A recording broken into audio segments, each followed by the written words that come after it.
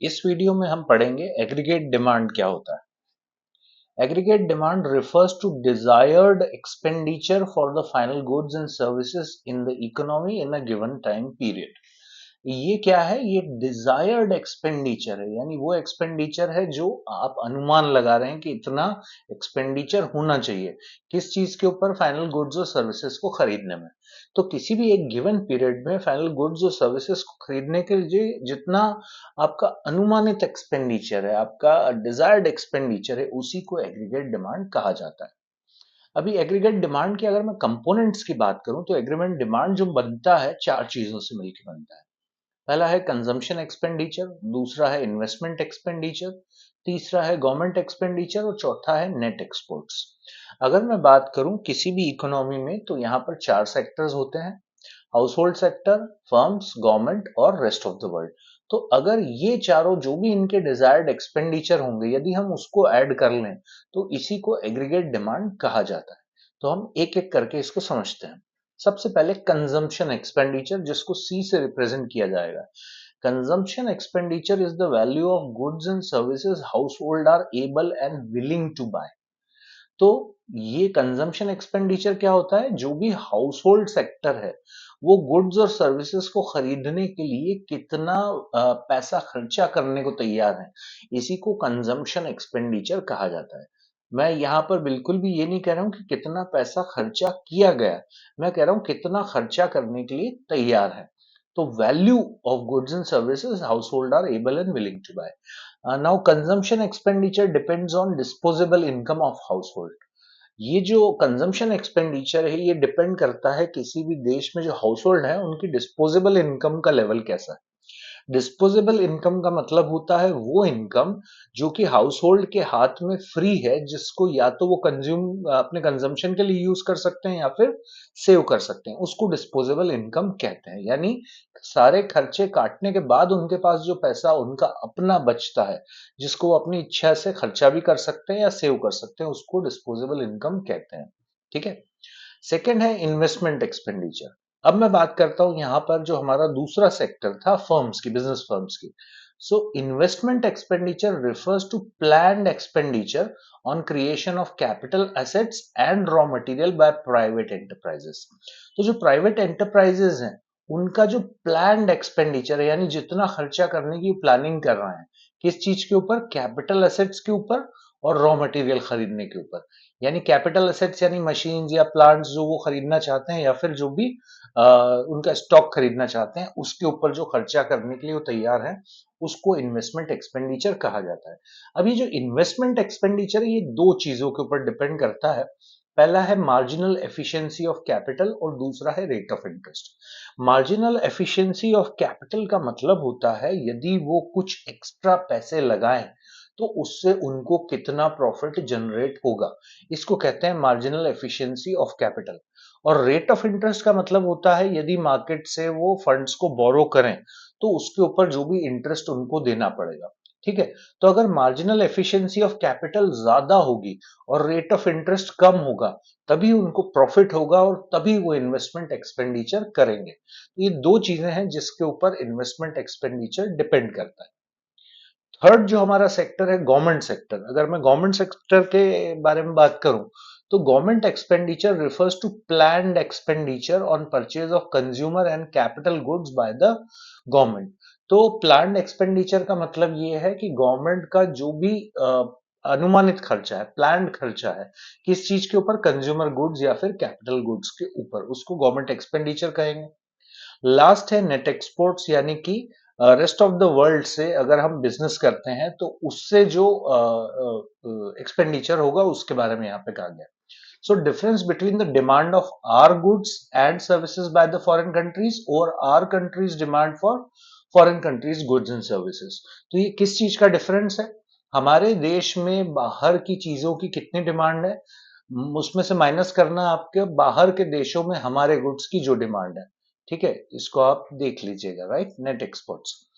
Next है Keynes कह रहे हैं कि उनने जो यहाँ पर हम जो पढ़ने वाले हैं, केन्स की टू सेक्टर मॉडल की बात करेंगे।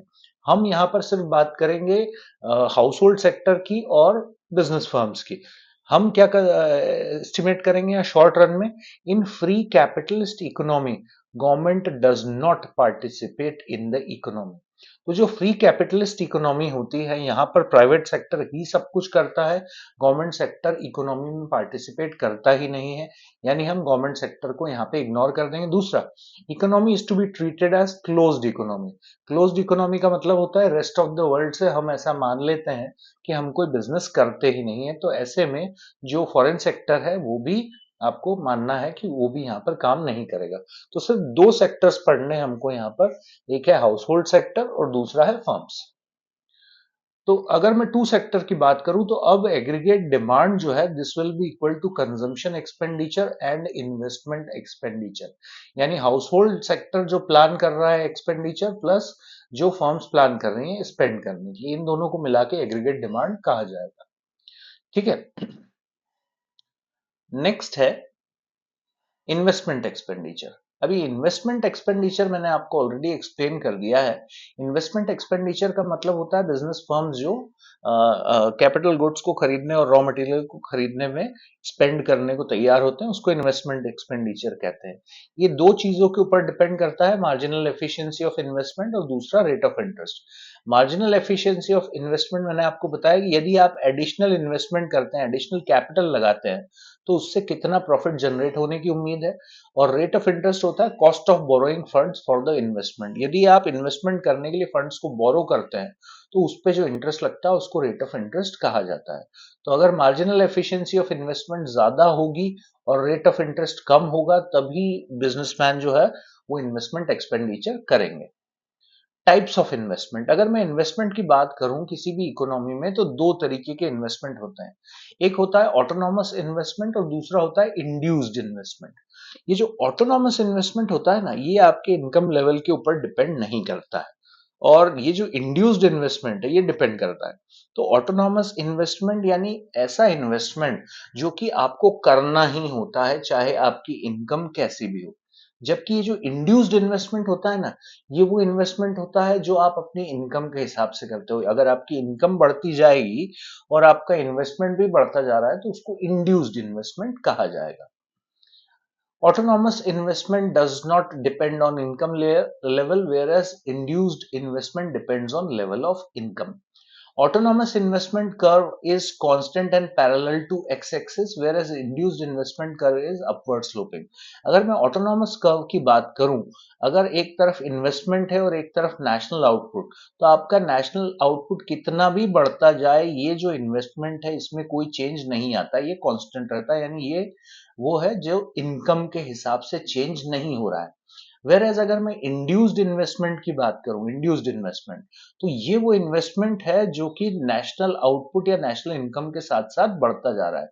आप देखिए, जैसे अगर ये पॉइंट है तो यहाँ पर जो ये इन्वेस्टमेंट है ये इतना है, थोड़ा आगे जाएंगे तो हो सकता है कि ये इन्वेस्टमेंट भी बढ़ जाए आपकी इनकम बढ़ने के साथ। तो ये एक अपवर्ड स्लोपिंग ग्राफ बनाता है। In short run it is assume to be autonomous investment. अगर मैं शॉर्ट रन की बात करूं, शॉर्ट पीरियड के लिए बात करूं, तो मैं मान के चलता हूं कि इन्वेस्टमेंट जो है वो ऑटोनॉमस होगा, इंड्यूस्ड इन्वेस्टमेंट नहीं होगा।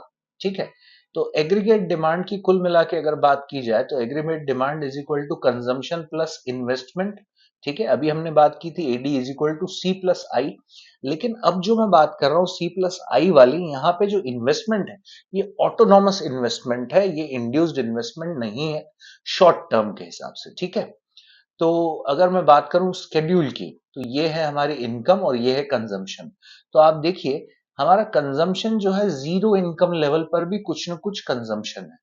जैसा कि मैंने कहा था, आपका ये जो कंजम्पशन होता है ये इररिस्पेक्टिव ऑफ आपकी इनकम जो है वो कंजम्पशन कुछ न कुछ होता रहेगा।